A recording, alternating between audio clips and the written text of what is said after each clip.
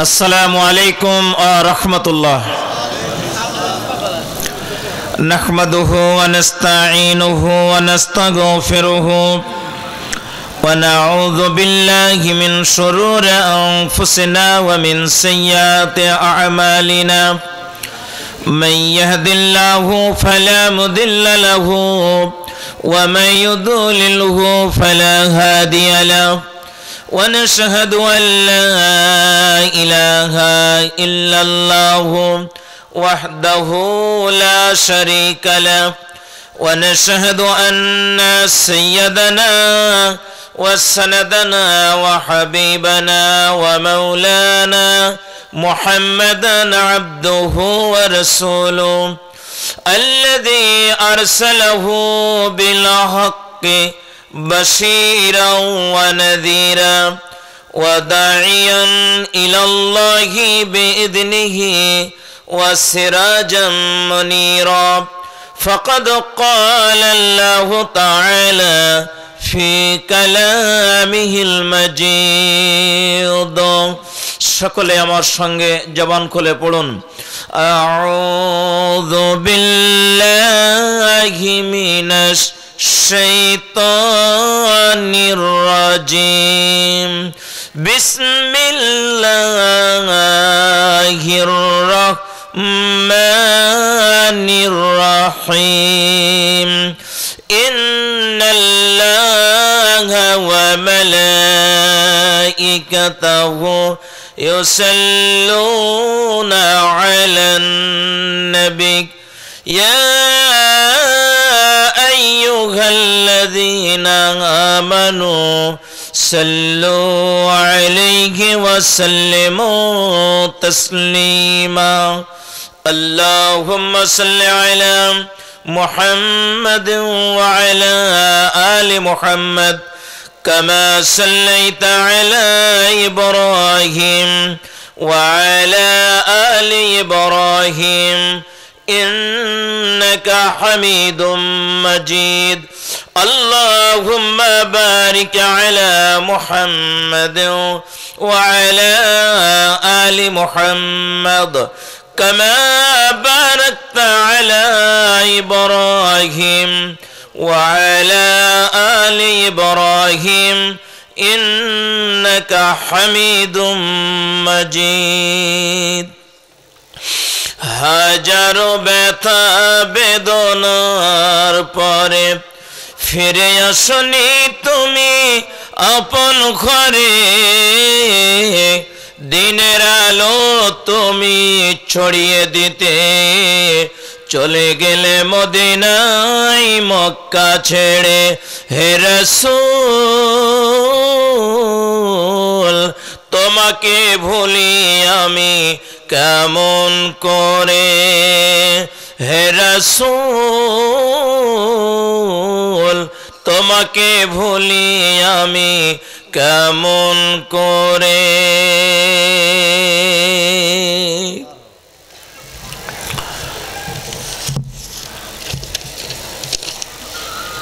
বানইল মাদ্রাসা ময়দানে আয়োজিত 2 দিন ব্যাপী ঐতিহাসিক তাফসীরুল কোরআন মাহফিল। আজকের প্রথম দিবস, আজকের প্রথম দিনের সম্মানিত সভাপতি আলহাজ মাওলানা মোহাম্মদ আব্দুল খালেক। আল্লাহ পাক তার এই গোলামকে কোরআনের জন্য, ইসলামের জন্য কবুল ও মঞ্জুর করুক, বলুন আমিন। প্রধান অতিথি জনাব মোহাম্মদ রেজাউল করিম টুটুল, আল্লাহ রাব্বুল আলামিন টুটুল ভাইকে ইসলামের খেদমতে কবুল ও মঞ্জুর করুক, বলুন আমিন।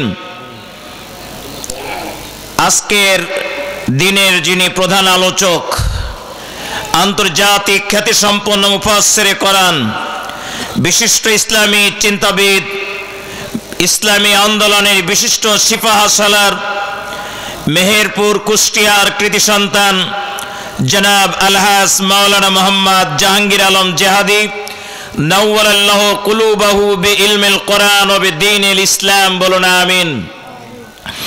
একটু আগে আপনাদের সামনে বক্তব্য রেখে ধন্য করেছেন আপনাদের আমাদের অত্যন্ত সুপরিচিত রাজশাহীর কৃতি সন্তান বাংলাদেশ জামাত ইসলামী মোহনপুর উপজেলার সংগ্রামী আমির আমার স্নেহাস্পদ জনাব হযরত মাওলানা GAM আব্দুল আউয়াল নওয়ারাল্লাহু কুলুবাহু বিইলমিল কোরআন ওয়া বিদ্দীনিল ইসলাম, সবাই বলুন আমিন। অন্যান্য উলামায়ে কেরাম, আজকের এই মাহফিল পরিচালনায় দায়িত্ব পালন করছে আমার অত্যন্ত স্নেহাস্পদ কোটালীপাড়া হাসনাবাদ দাখিল মাদ্রাসার সহকারী শিক্ষক জনাব মাওলানা হাফিজুর রহমান দামাত বরকাতুল আলিয়া, বলুন আমিন। অন্যান্য সকল মেহমান বৃন্দ, সামনে বসা প্রাণপ্রিয় পিতৃতুল্য মুরব্বিয়ানে কেরাম, সমবয়স্ক বন্ধুগণ, বয়ে কনিষ্ঠ কচিকাচেরা, পর্দার আড়ালের মা এবং বোনেরা, অভিনন্দন মোবারকবাদ জানাচ্ছি সঙ্গে সঙ্গে আর একটিবার সালাম, আসসালামু আলাইকুম ওয়া রাহমাতুল্লাহ।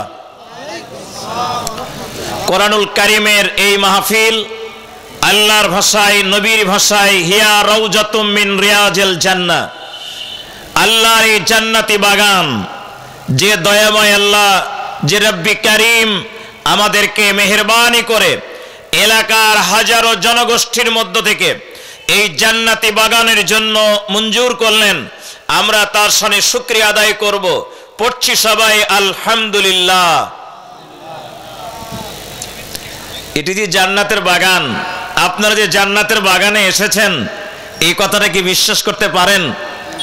এই কথা বলেন না কেন? বিশ্বাস করা যায়? তাহলে এই কথাটা শুনে খুশি হওয়ার দরকার ছিল না? আপনারা কি খুশি? বলেন খুশি? খুশির সংবাদ ধীরে না জোরে হবে? বলেন আলহামদুলিল্লাহ। আরো জোরে বলেন তো আলহামদুলিল্লাহ। আর একটু জোরে বলেন আলহামদুলিল্লাহ। রব্বানা লাকাল হামদ হামদান কাসীরান তাইয়িবান মুবারাকান ফীহি ইয়া রাব্বি লাকাল হামদু কামা ইয়ানবাগি লিজালালি ওয়াজহিক ওয়া আযীমি সুলতানিক। লাখো কোটি দরুদ এবং তাসলিমাত প্রিয় নবী, প্রিয় রাসূল, প্রিয় নেতা জনাবে মুহাম্মদুর রাসূলুল্লাহ সাল্লাল্লাহু আলাইহি ওয়াসাল্লামের প্রতি, সবাই বলুন আমিন। প্রধান মেহমানকে যথাসময়ে উপস্থাপন করব ইনশাআল্লাহ, বলুন ইনশাআল্লাহ। কোরআনুল কারীমের 41 নম্বর সূরা, সূরা হামিম সেজদা, আমি একটি আয়াত সামনে নিয়ে এসেছি, আয়াত নাম্বার 30। আমি এখান থেকে খুব যৎকিঞ্চিত আলোচনা করব, আর মা বোনদের জন্য একটা হাদিস বলবো, আর নির্ধারিত সময়ের মধ্যেই বিদায় নেব ইনশাআল্লাহ, বলুন ইনশাআল্লাহ। আমাকে কথাগুলো গুছিয়ে বলার, আমি সহ সকলকে আমল করার আল্লাহ রাব্বুল আলামিন যেন তৌফিক দান করেন, বলুন আমিন। সবাই একটু জবান খুলে মুখ খুলে পড়ছি আওয়াজ দিয়ে। আউযু বিল্লাহি মিনাশ শাইতানির রাজিম, বিসমিল্লাহির রাহমানির রাহিম। ইন্নাল্লাযীনা ক্বালু রাব্বুনাল্লাহু সুম্মা ইসতাকামু তাতানাসসালু আলাইহিমুল মালাইকাতু আল্লা তাখাফু ওয়া লা তাহসানু ওয়া আবশিরু বিল জান্নাহ وأبشروا بالجنة التي كنتم توعدون। কোরআনুল কারীমের এই আয়াতটি আমাদের জন্যই, ঈমানদারদের জন্যই, মুসলমানদের জন্যই মদিনায় অবতীর্ণ। এই আয়াতে আল্লাহ রাব্বুল আলামিনের ঘোষণা, নিশ্চয় যেই লোকেরা ঘোষণা দেয় রাব্বুনাল্লাহ, আমার রব হলো আল্লাহ। সুম্মাস্তাকামু, আমার রব যে আল্লাহ, এই কথার উপর প্রতিষ্ঠিত থাকে, ইস্তেকামাত থাকে। যদি এমনটাই হয়, তাতানাজ্জালু আলাইহিমুল মালাইকা, এদের জীবনের প্রতিটি পরতে যে কোনো সময়ে যে কোনো বিপদ মুহূর্তে আল্লাহ রাব্বুল আলামিনের পক্ষ থেকে তাদের কাছে ফেরেশতা নাযিল হয়।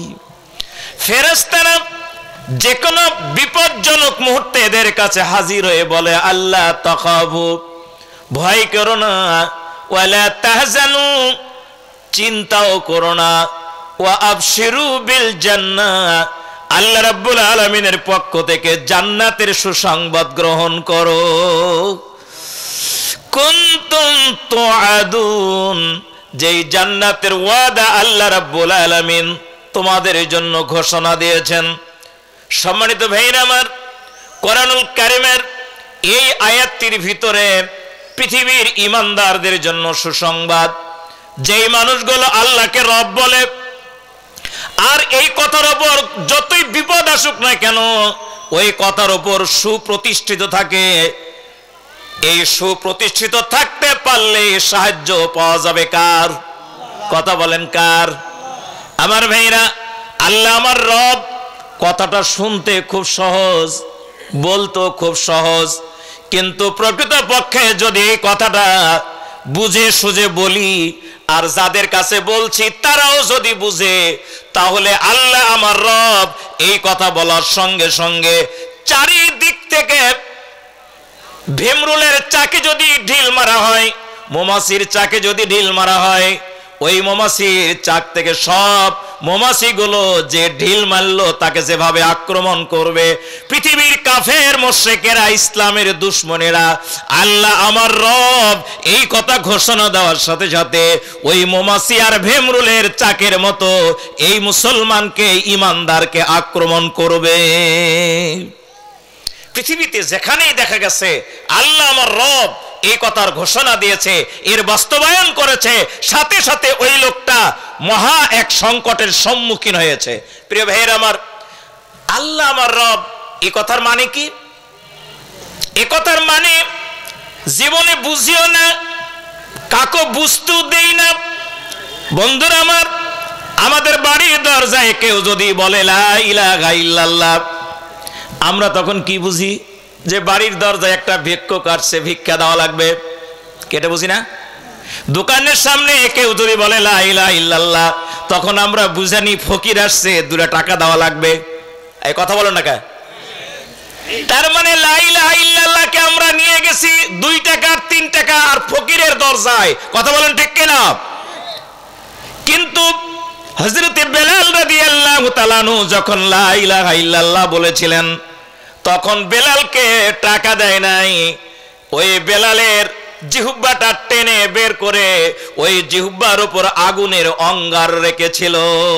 তাকে পাথর মারা হয়েছে, তাকে মেরে মেরে, চাবুক মেরে মেরে বেহুশ করে দিয়ে তার পায়ে রশি বেঁধে উটের পায়ের সঙ্গে বেঁধে দিয়ে উট দৌড়িয়েছে। হযরতে বেলালের বডিটা জানি মৃত একটা লাশের মতো। ছোট বাচ্চারা সাপের লেজে দড়ি বেঁধে যেমন দৌড়ায়, মরা সাপকে নিয়ে খেলে, হযরতে বেলাল রাদিয়াল্লাহু তাআলা আনহু শুধু কালেমা লা ইলাহা ইল্লাল্লাহ বলার কারণে তার মনিব উমাইয়া বিন খালফ এমন ভাবে নির্যাতন করেছে। বর্তমান সময়ে লা ইলাহা ইল্লাল্লাহ বললে টাকা দেওয়া হয়, কিন্তু বিশ্বনবীর সাহাবীরা একই লা ইলাহা ইল্লাল্লাহ বলেছিলেন, তখন টাকা দেওয়া হয় না, তার বিনিময়ে মার দেওয়া হয়েছে। কথা বলেন ঠিক কিনা? প্রিয় ভাইয়ের আমার, বাংলাদেশের জমিনে যেই মানুষগুলো বুঝে সুঝে রব্বুন আল্লাহ বলেছিল, আল্লাহ আমার রব, আর যেই বেঈমানগুলো, ইসলামের দুশমনগুলো বুঝেছিল রব মানে কি, এরা ছাড় দেয় নাই, ছেড়ে দেয় নাই, বরং ইসলামওয়ালা আল্লাহওয়ালা লোকগুলোকে, যাদের চরিত্রে বিন্দু পরিমাণ মাছির দাগও ছিল না, এদেরকে সন্ত্রাসী বানানো হয়েছিল, রাজাকার বানানো হয়েছিল, নানান অপরাধে এদেরকে শেষ পর্যন্ত ফাঁসির কাস্টে পর্যন্ত ঝোলানো হয়েছে। রাব্বুন আল্লাহ, আমার রব হচ্ছে আল্লাহ। রব মানে অনেকগুলো ব্যাখ্যা, তার মধ্যে সহজ একটা ব্যাখ্যা হচ্ছে রব মানে হুকুমদাতা, বিধানদাতা, আইনদাতা। এই পৃথিবীর জমিনে আমি আল্লাহ, আমি একমাত্র আল্লাহ রাব্বুল আলামিনকে হুকুমদাতা মানি, বিধানদাতা মানি, আইনদাতা মানি। প্রিয় ভাইয়ের আমার, আল্লাহ রাব্বুল আলামিন আমাদের হুকুমদাতা, বিধানদাতা, আইনদাতা, এই কথাটা কি এদেশের সব মানুষগুলো বুঝে? আর যারা বুঝে তারাও কি এইভাবে কি মানে যে জীবনের সব জায়গায় বিধানদাতা, হুকুমদাতা, আইনদাতা আল্লাহ, এটাকে আমরা সব জায়গায় মানি? আমরা আওয়ামী লীগ করি, বিএনপি করি, জাতীয় পার্টি করি, জামাত ইসলাম করি, তাবলীগ করি, কিংবা কোনো দলই করি না। শিক্ষিত মানুষ কিংবা মূর্খ মানুষ, আলেম কিংবা নন আলেম, যে কোনো মানুষগুলো স্বেচ্ছায় অনিচ্ছায় প্রতি মুহূর্তে আমরা ঘোষণা দিই আমার রব আল্লাহ, আল্লাহ আমার হুকুমদাতা, আল্লাহ আমার আইনদাতা, আল্লাহ আমার বিধানদাতা।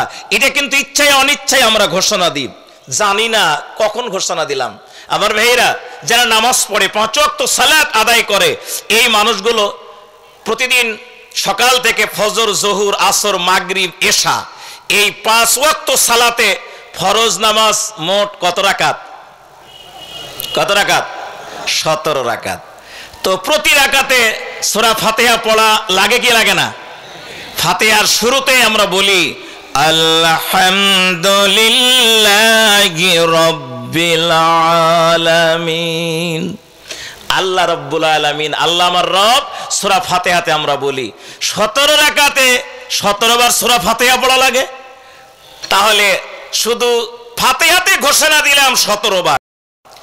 আচ্ছা, রুকু 17 রাকাতে 17 বার রুকু দিতে হয়? দিতে হয় না? তাহলে 3 বার করে যদি আমরা সুবহান রাব্বিয়াল আলা, সুবহান রাব্বিয়াল আযীম বলি, তাহলে রুকু সেজদা মিলা রুকুতে 51 বার, সেজদায় 102 বার। এই মোট শুধু ফরজ সালাতে 170 বার আমরা আল্লাহ রাব্বুল আলামিনকে হুকুমদাতা, আইনদাতা বলে ঘোষণা করি। আল্লাহু আকবার। আর যদি সুন্নাত নামাজ পড়ি তাহলে আবার 120 বার হয়ে যায়। তার মানে 120, 170, 290 বার এই 5 ওয়াক্ত সালাতের মধ্যে আমরা ঘোষণা দিই রব আমাদেরকে, আইনদাতা আমাদেরকে, বিধানদাতা আমাদেরকে। আওয়ামী লীগ, বিএনপি, জাতীয়, জামাত, তাবলীগ, যে দল করি না কেন, সব মানুষ যারা 5 ওয়াক্ত সালাত আদায় করে, আমরা নামাজের মধ্যে কমপক্ষে 290 ভাগ, ওই নফল নামাজ বাদ দিয়ে শুধু ফরজ আর সুন্নাত যদি ধরি 290 বার আমরা চিৎকার দিয়ে আমরা বলি, মনে মনে আমরা বলি আমাদের হুকুমদাতা, আইনদাতা, বিধানদাতা কে? জোরে বলেন কে? এই আরো জোরে বলেন না কে? নামাজের মধ্যেই আপনি আমি বুঝেই বলি আর না বুঝেই বলি, আমরা তো বলি, কতবার বলি? 5 ওয়াক্ত সালাতে 290 বার আমরা ঘোষণা দিচ্ছি পৃথিবীতে কাউর আইন মানি না, কাউর বিধান চলবে না, কাউর হুকুম চলবে না, একমাত্র বিধান চলবে, আইন চলবে, হুকুমদাতা, বিধানদাতা আল্লাহর। কথা বলেন ঠিক কিনা? কিন্তু মসজিদ থেকে বের হয়েই এই মানুষগুলো এক একজন এক এক নেতার পিছনে ঘুরে। কথা বলেন না কেন? কেউ বা বাবার, কেউ বা স্বামীর, কেউ বা জাতীয় নেতা, কেউ বা পীর সাহেব, বিভিন্ন জন বিভিন্ন আইন বাস্তবায়ন করার জন্য। আল্লাহ তখন আইনদাতা, বিধানদাতা থাকে না, তখন বিধানদাতা, আইনদাতা হয় পৃথিবীর মানুষ। কথা বলেন ঠিক কিনা? এই কথা বলেন ঠিক কিনা? নামাজের মধ্যে আইনদাতা বললাম আল্লাহ, নামাজ পড়ে আমি আইনদাতা মানলাম আমার নেতাকে। এই কথা বলেন ঠিক কিনা? যদি এমনটাই হয়, বললাম একটা, তাও কার কাছে বললাম? কথা বলেন। নামাজের মধ্যে কার সামনে ঘোষণা দিলাম? আল্লাহর সামনে ঘোষণা দিলাম। আর ওখান থেকে বের হয়ে আমি দুনিয়ার মানুষকে হুকুমদাতা, বিধানদাতা আমি মানছি। তার মানে বললাম একটা, করলাম আরেকটা। এই লোকটারে কি বলে? কথা বলেন, আরো জোরে বলেন। মুনাফিকের চরিত্র বর্ণনা করতে গিয়ে বিশ্বনবী একটা উদাহরণ টেনেছেন। হাদিসের মধ্যে সহিহ বুখারীর মধ্যে এসেছে আশাতু কাল আয়রা তাইরু গানামাইনি ইলা হাদিহি মাররাতান ওয়া ইলা হাদিহি মাররাতা। অর্থ বলবো, অর্থটা বলবো, আপনার রাগ হয়ে যাবে যে আপনার তো কালকার ওয়াজ করবেই দিবেন না আমাকে। এই হাদিসের অর্থ বললে এই এলাকার লোকজন বলবে আগামীকালে হুজুর যেন না আসে, না ধরবে না কিন্তু গালিগালাজ করবে। কিন্তু হাদিসের অর্থটা যদি আমি না বলি তাহলে তো বুঝা ভালো যাবে। ওলামায়ে কেরাম যারা তারা বুঝে নিয়েছেন কি আমি বললাম। যেই লোক মুনাফিক, মুনাফিকের চরিত্র বর্ণনা করতে গিয়ে বলেছেন আশাতু কাল আয়রা, মুনাফিকদের চরিত্র হলো গরম হাওয়া ছাগির মতো। ছাগল বোঝেন তো, ছাগল, বকরি। এই বকরি যখন গরম হয় তখন ছোটাছুটি করে না, খালি ছোটাছুটি করে না, দড়ি যদি খসা পায় ও যেদিক খুশি মারবে দৌড়, যেখানে গেলে আর কাম হবে ওই জায়গায় দৌড়াবে। এই কথা বলেন না। পৃথিবীর মুনাফিকেরা তোমরা শোনো, তোমাদের চরিত্র হলো ওই খরে না ছাগির মতো। এরা নামাজের ভিতরে গিয়া বলে আরেক কথা, আর নামাজ পড়ে যখন বের হয় এদের প্রয়োজন মিটানোর জন্য এক একজনের কাছে গরম হওয়া ছাগির মতো গিয়া হাজির হয়। আপনারা কি এরকম খরে না ছাগির মতো হতে চান? এই কথা বলেন না কেন হতে চান?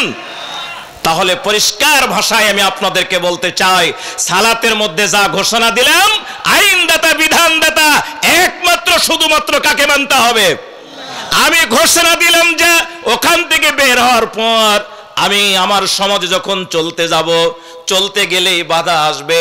আপনাকে রাজনৈতিক দলের নেতারা বাধা দিবে, আপনাকে ধর্মীয় পৌরোহিতরা বাধা দিবে, আপনাকে বাধা দিবে মুশরিকরা, ইহুদিরা, খ্রিস্টানেরা। বর্তমান ভয়ানক একটা ফিতনা নেমে এসেছে। হিন্দুদের একটা সংগঠন নাম হলো ইসকন। কি নাম বললাম? ইসকন। বলার সময় নেই, সামনের দিনে আগামীকাল যদি সুযোগ হয় ইসকন বাংলাদেশের জমিনে শেখ হাসিনা যতগুলো অরাজকতা করেছিল, শেখ হাসিনা বাংলাদেশের অর্থনীতি থেকে শুরু করে, মানুষের গণ অধিকার থেকে শুরু করে, এদেশের রাজনীতি থেকে শুরু করে, এদেশের মানুষের জীবন ব্যবস্থা যেভাবে ধ্বংস করেছে, ইসকনের বর্তমান যে সমস্ত কর্মকাণ্ড বিগত স্বৈর শাসকের চাইতো ভয়ানক এক দানবের রূপ নিয়ে সামনে এগিয়ে আসতেছে। ইসকনের ব্যাপারে আমাদের খুব সতর্ক হতে হবে। প্রিয় ভাইয়ের আমার, কি বলছিলাম, যখনই আপনি ঘোষণা দেবেন আল্লাহ আমার রব, হুকুমদাতা, আইনদাতা, বিধানদাতা, তখনই আপনার উপর নানান সমস্যা আসতে পারে। সমস্যা যতই আসুক না কেন আল্লাহ ঘোষণা দিলেন সুম্মাস্তাকামু তাতানাসসালু আলাইহিমুল মালাইকা আল্লা তাখাফু ওয়ালা তাহজানু وابشروا بالجنة التي كنتم توعدون। ও বান্দা, তোমার উপর যতই বিপদ আসুক সব সময় তুমি তোমার কথার উপর প্রতিষ্ঠিত থাকবে যে আল্লাহ আইনদাতা, আল্লাহ হুকুমদাতা, আল্লাহর বিধানদাতা। এই পৃথিবীর জমিনে কারো আইন চলবে না। ব্যক্তি, পরিবার, সমাজ, রাষ্ট্রে সব জায়গায় বিধান চলবে, আইন চলবে কার? এটা যখনই বলবেন তখন বলবে হুজুর রাজনীতি করলো। এ বলার লোক আছে না নাই? এখন বুঝি নাই? এই কথা বলে না, এখন বুঝি নাই? আগেও ছিল, এখনো আছে, ভবিষ্যতেও। কারণ পৃথিবীর শুরু থেকেই মানুষের মধ্যে দুইটি দল। কয়টি দল? একটা আল্লাহর পক্ষে আর একটা আল্লাহর বিপক্ষে। একটা আল্লাহর দল, একটা শয়তানের দল।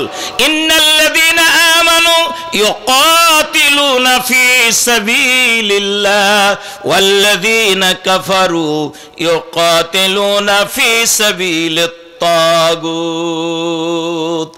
ঈমানদার যারা হবে এরা আল্লাহর জমিনে আল্লাহর দ্বীন কায়েমের জন্য, আল্লাহর দ্বীন প্রতিষ্ঠার জন্য কাজ করবে। আর যারা কাফের এরা আল্লাহর জমিনে তাগুতের আইন প্রতিষ্ঠা করার জন্য কাজ করবে। খুব পরিষ্কার কথা। প্রিয় ভাইয়ের আমার, যাদের কানে আওয়াজ যাচ্ছে তারা খুব পরিষ্কারভাবে কথাটা উপলব্ধিতে আনবেন। বুঝার জন্য আমি বলছি, আল্লাহর ঘোষণা। কার ঘোষণা? কথা বলেন, কার ঘোষণা? কি? যারা ঈমানদার এরা আল্লাহর জমিনে আল্লাহর দ্বীন কায়েমের জন্য কাজ করবে। আর মানুষের আইন প্রতিষ্ঠা করার জন্য, তাগুতের আইন প্রতিষ্ঠা করার জন্য যারা কাজ করবে, আল্লাহর ভাষায় ওরা কাফের। আল্লাহর ভাষায় ওরা কি? জোরে বলেন কি? তো এখানে যারা আমরা এসেছি, আমরা কি কেউ কাফের হয়ে বাঁচতে চাই? কথা বলেন, বাঁচতে চাই? তাহলে যতক্ষণ বেঁচে আছি থাকবো, ততক্ষণ আল্লাহর দেওয়া মুখ দিয়ে আল্লাহর কথা বলবো, আল্লাহর দেওয়া মুখ দিয়ে আল্লাহর আইন প্রতিষ্ঠার কথা বলবো। আর এই কথার উপরই আমি প্রতিষ্ঠিত থাকবো। এই প্রতিষ্ঠিত থাকতে পারলেই আল্লাহ রাব্বুল আলামিন বলেছেন, তোমাদের কাছে অবতীর্ণ হবে আমার ফেরেশতা, তোমাদেরকে সান্ত্বনা দিবে, তোমাদেরকে দেখিয়ে দিবে, তোমাদেরকে বলে দিবে। কি বলবে? ভয় নাই, চিন্তা নাই, তোমাদের জন্য সুসংবাদ, আল্লাহ পাকের পক্ষ থেকে জান্নাতের সুসংবাদ, তোমাদের কাছে এটাই ওয়াদা করা হয়েছে। প্রিয় ভাইয়ের আমার, আমি এই আয়াতের সরল অনুবাদ এবং ছোট্ট একটু আলোচনা দিয়ে এই আয়াতের এখান থেকে সমাপ্তি টানবো। আর কয়েকটা মিনিট কথা বলবো। আজকের পরিচালক যারা মাওলানা হাফিজুর রহমান বলছে, হুজুর আপনি কয়েকটা মিনিট মেয়েদের কথা বলবেন, এই জন্য একটা হাদিস বলে শেষ করব। আর 10 মিনিট কথা বলবো ইনশাআল্লাহ। মা বোন, খুব মনোযোগ দিয়ে হাদিসটি শুনতে হবে। বিশ্বনবী মুহাম্মদুর রাসূলুল্লাহ সাল্লাল্লাহু আলাইহি সাল্লাম বসে আছেন। হাদিসটি কিতাবুল কাবাইরের ভিতরে এসেছে। ইমাম জাহিজ রাহমাতুল্লাহ আলাইহি তিনি তার সুবিখ্যাত কিতাব কিতাবুল কাবাইর হাদিসটি বর্ণনা করেছেন আলী রাদিয়াল্লাহু তাআলা আনহু। হযরত আলী একদিন বিশ্বনবীর দরবারে তাশরীফ আনলেন। দেখেন আল্লাহর নবী খুব মলিন হয়ে আছেন। আলী রাদিয়াল্লাহু তাআলা তিনি লক্ষ্য করছেন নবীজির চোখের কোণা দিয়ে পানি টকটক করে বয়ে পড়ছে। বলুন নাউজুবিল্লাহ, বলুন নাউজুবিল্লাহ। আচ্ছা, আল্লাহর নবীর চোখে পানি, এই লক্ষণটা কি ভালো? কথা বলেন, ভালো? বিশ্বনবী যখন মন খারাপ করেন, সাহাবায়ে কেরাম তারা ব্যাকুল হয়ে পড়েন। এমন কি বলেন, এ রাসূলুল্লাহ আমার আব্বা আম্মা আপনার পায়ের নিচে কোরবান হোক। কখনো বলেন আমার জীবন আপনার জন্য উৎসর্গ হোক। বিশ্বনবীর জন্য সাহাবায়ে কেরাম জীবন দিতে সব সময় প্রস্তুত থাকতেন। আল্লাহু আকবার। প্রিয় ভাইয়ের আমার, হযরত আলী উদ্বিগ্ন হয়ে পড়লেন। ইয়া রাসূলুল্লাহ কি হয়েছে, আপনার মন খারাপ? নবীজি কথা বলছেন না। হযরত আলী বলেন, নবীজি কোন ভয়ানক সংবাদ আছে? বলে না। মদিনা কি আক্রান্ত হওয়ার কোন সম্ভাবনা আপনি দেখছেন? বলে না। আপনাকে কেউ কোনো গালি দিয়েছে, কটু বাক্য বলেছে? বলে না। ইয়া রাসূলুল্লাহ আপনার চোখের কোণায় পানি কেন? আমার জীবন, আমার আব্বা আম্মা আপনার পদতলে কোরবান হয়ে যাক। ইয়া রাসূলুল্লাহ দয়া করে কি আপনি বলবেন কোন কারণে আপনার চোখের কোণায় পানি? বিশ্বনবী বলেন, আলী এই পৃথিবীর কোন কষ্টের কারণে, কোন দুঃখের কারণে, কেউ ভয় দেখিয়েছে এই কারণে, কিংবা কোনো বিপদের আশঙ্কায় আমি ভীত হয়ে চোখের কোণায় পানি, এমনটা না। বরং আমি নবী যখন মেরাজে গিয়েছিলাম, জাহান্নাম দেখেছি, জান্নাত দেখেছি। আমি জাহান্নামের কিছু চিত্র যখনই মনে পড়ে, ওই দৃশ্যগুলো মনে পড়ার সঙ্গে সঙ্গে মনটা খারাপ হয়ে যায়। আমি জাহান্নামের একটা দৃশ্যের কথা মনে পড়েছে, তাই আমার চোখের কোণায় পানি রে আলী। আলী বলেন, ইয়া রাসূলুল্লাহ দয়া করে কি বলবেন সেই দৃশ্যটা কি? আল্লাহ রাসূল বললেন, আলী রে আমি যা দেখেছি, আমার উম্মতের মেয়েদেরকে দেখেছি, আমার উম্মতের মহিলাগুলোকে জাহান্নামের ভিতরে যে বিভৎস অবস্থায় দেখেছি, কষ্টের মধ্যে দেখেছি, ওইটাই মনে পড়েছিল। আলী বলেন, নবী সেটা কি? নবীজি বলছেন, আলী শোনো, আমি জাহান্নাম ঘুরতে গিয়ে দেখতে গিয়ে দেখলাম, জাহান্নামে প্রথমে আমার চোখে পড়লো আমার উম্মতের এক শ্রেণীর মহিলা, যেই মহিলাগুলোকে তাদের মাথার চুলে রশি বেঁধে আগুনের উপর টাঙ্গানো আছে, নিচে আগুন দাও দাও করে জ্বলছে। ওই আগুনের তাপে তাদের মাথার মগজগুলো গলে গিয়া নাক দিয়া কান দিয়া মাথার মগজগুলো চুয়ে চুয়ে গড়ে গড়ে পড়ছে। আমার ভাইরা কি ভয়ানক পরিস্থিতি। মনে হয় পাতিলে পানি দিয়া নিচে তাপ দিলে যে অবস্থা ওই অবস্থা। কোন মানুষের নিচে যদি আগুন জ্বলে বডি পড়ে নাই কিন্তু কেমন ঝলসে যাবে, ওর মাথার মগজগুলো গলে গলে পড়ছে। হযরতে আলী বলেন, ইয়া রাসূলুল্লাহ, এরপর কি? বিশ্বনবী বলছেন, আলী রে, আমি আর একটু সামনে এগোতেই দেখলাম আমার উম্মতের এক শ্রেণী মেয়ে, যেই মেয়েগুলোকে জিহ্বা টেনে বের করে জিহ্বায় রশি লাগাইয়া জাহান্নামের আগুনের উপর লটকানো আছে। তাদের মুখে জ্বলন্ত আগুনে একেবারে গরম পানি, টকবকে ফুটন্ত পানি মুখের মধ্যে ঢেলে দেওয়া হয়, আর নাড়ি ভুঁড়ো গুলো পচে পচে পিছন দরজা দিয়ে বের হয়ে যায়। বিশ্বনবী বলেন, আলী, আমি আর একটা জায়গায় দেখলাম আমার উম্মতের আর এক শ্রেণী মহিলা, যেই মহিলাগুলো তাদের স্তনে রশি বেঁধে জাহান্নামের আগুনে লটকানো, হাজারো রকম শাস্তি দেওয়া হয়। আমি আর একটু অগ্রসর হলাম, আমি দেখলাম একটা গর্ত, আগুন জ্বলছে ভিতরে, আর আগুনের ভিতরে কিছু নারী পুরুষ যারা উলঙ্গ নারী পুরুষগুলো ওই গর্তের ভিতরে জ্বলতিছে। কিছু সময় যখন দেখা যায় আগুনের লেলিয়ান শিখা চুলার উপর দিয়ে বের হয়ে আসে, তখন ওই লোকগুলো বাহিরে জানি মাথা উঁচু করে বের হয়। যেমন চুলাতে পাতিলের ভিতরে পানিতে তাপ বেশি হলে পানি উপচে পড়ে, ঠিক তেমনি পানি উপচে পড়ার মতো আগুনের ভিতরে জ্বলন্ত মানুষগুলো লেলিহান শিখার সাথে চুলার বাহিরে বের হয়ে আসতেছে। বিশ্বনবী বলছেন, আলী, আমি আরেকটা জায়গায় দেখলাম আমার উম্মতের আরেক শ্রেণীর মহিলা, যেই মহিলার চেহারা হলো শুকুরের মতো আর কুকুরের মতো, বডি একরকম, মুখমণ্ডল আর একরকম, চেহারা আর একরকম। চেহারা শুকুরের মতো আর বডি হলো কুকুরের মতো। এদেরকে বিভিন্নভাবে শাস্তি দেওয়া হয়।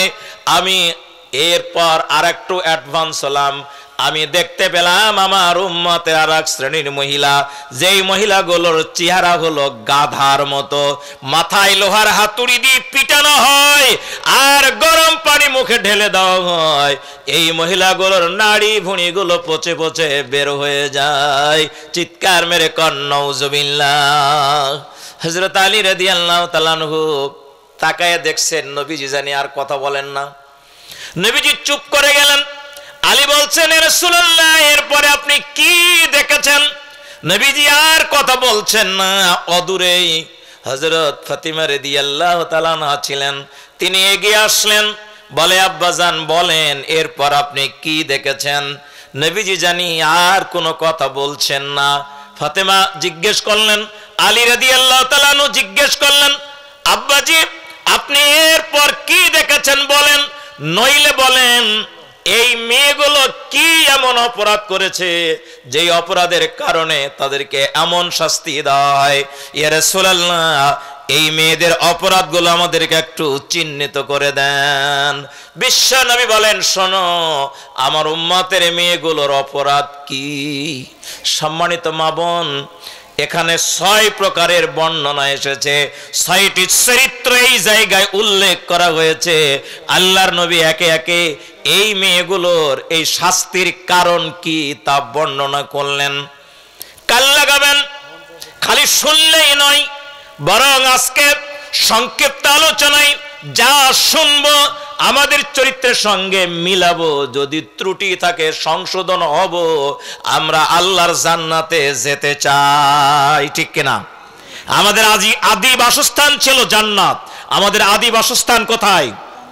আদম আলাইহিস সালাতু ওয়াস সালামকে সৃষ্টির পর কোথায় রাখা হয়েছিল?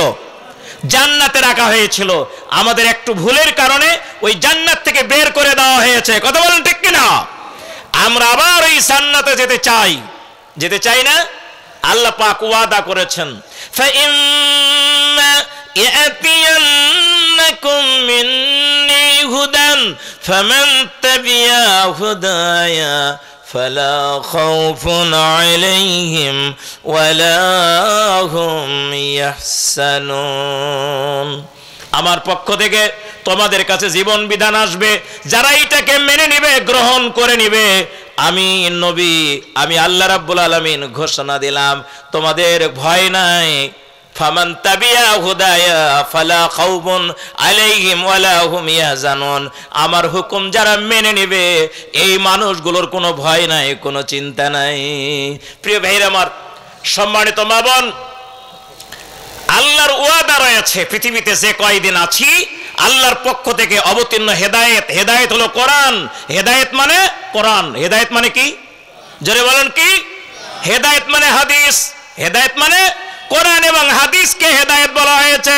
এই কোরআন এবং হাদিসকে যারা অনুসরণ করবে, আল্লাহ রাব্বুল আলামিনের ওয়াদা, এই বান্দাগুলোকে আবার আল্লাহ জান্নাতে ফিরাইয়া নেবেন। আল্লাহু আকবার।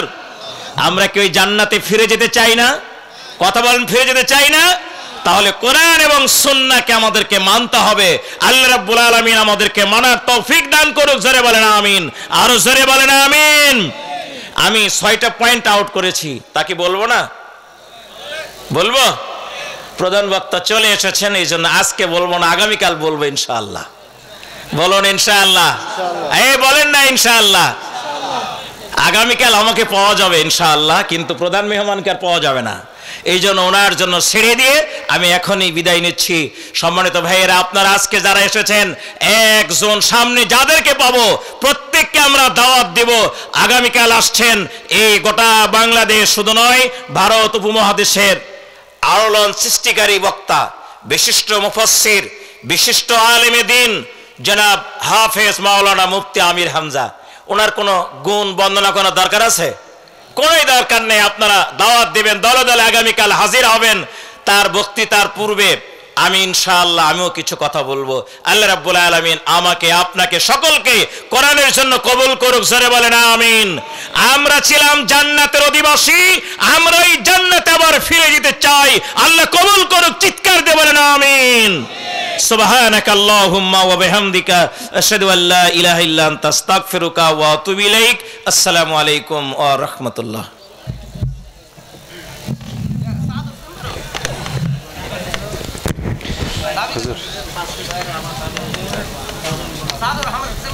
আলহামদুলিল্লাহ। সম্মানিত উপস্থিতি, প্রিয় দিনী ভাইরা, যারা এখনো এদিক ওদিক ঘোরাফেরা করছেন, আগামীকাল তার রাত 12টা পর্যন্ত আলোচনা হবে না। আগামীকাল হবে মোটামুটি রাত 10টা পর্যন্ত। সেজন্য রাত জাগা এমনটি নয়, আপনারা আসেন। আজকের যিনি প্রধান মুফাসসির, আন্তর্জাতিক খ্যাতিসম্পন্ন মুফাসসিরে কোরআন, বিশিষ্ট ইসলামী চিন্তাবিদ, শিক্ষাবিদ, গবেষক জনাব হযরত মাওলানা জাহাঙ্গীর আলম জিহাদি মেহেরপুর মুহতারাম আলোচনা পেশ করবেন। এর মাঝে আমরা উপস্থিত যে কয়েকজন আছি, আমাদের স্বেচ্ছাসেবকের ভাইয়েরা আপনাদের কাছে যাবেন। আপনারা যা পারেন একটু সহযোগিতা করবেন। মা বোনদের মধ্যে আমাদের ছোট বাচ্চারা যাবে। মা বোনেরা আগামীকাল তো দিবেন ইনশাল্লাহ, আজকেও ইনশাল্লাহ দিবেন। আর সম্মানিত সামনে যেসব ভাইয়েরা আছেন, চাচা বাবাজি মুরব্বীরা আছেন, তারাও যারা চেয়ারে বসে আছেন, সবাই যার যার জায়গা থেকে দিবেন। বক্তার আলোচনার মধ্যে কোনো কালেকশন হবে না। আলোচনা পেশ করছেন বিশিষ্ট ইসলামী চিন্তাবিদ জনাব হযরত মাওলানা জাহাঙ্গীর আলম জিহাদি মেহেরপুর। আরেকটি ঘোষণা, আমাদের মাহফিলের আজকের যিনি সভাপতি ছিলেন, তাওসিফ হজ গ্রুপের সম্মানিত পরিচালক জনাব হযরত মাওলানা আব্দুল খালেক সাহেব, উনিও তাফসীর মাহফিলে মোটামুটি একটি দান করেছেন, সেটা তিনি প্রকাশ করতে না বলেছেন। সেজন্য কমিটির লোকজন জানে, সভাপতি সেক্রেটারি তাদের হাতে দিয়েছেন। আলহামদুলিল্লাহ, উনি আমাদেরকে সন্তোষজনক দান করেছেন। আল্লাহ তার দানকে কবুল এবং মঞ্জুর করে নিন, আমরা বলছি আল্লাহুম্মা আমিন। আলোচনা পেশ করছেন হযরত মাওলানা জাহাঙ্গীর আলম জিহাদি।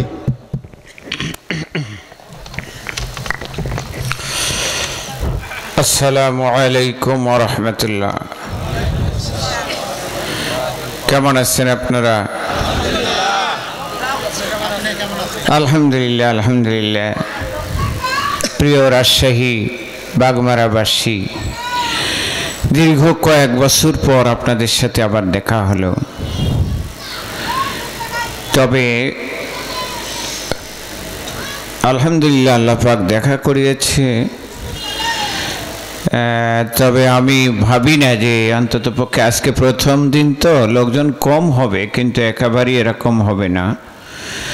তারপরও আল্লাহ যাদেরকে কবুল করেছে তারা এসেছে। যতক্ষণ, হয়তো দীর্ঘক্ষণ হবে না, যতক্ষণ চলবে আল্লাহর পক্ষ থেকে আল্লাহর মেহেরবানি কামনা করছি।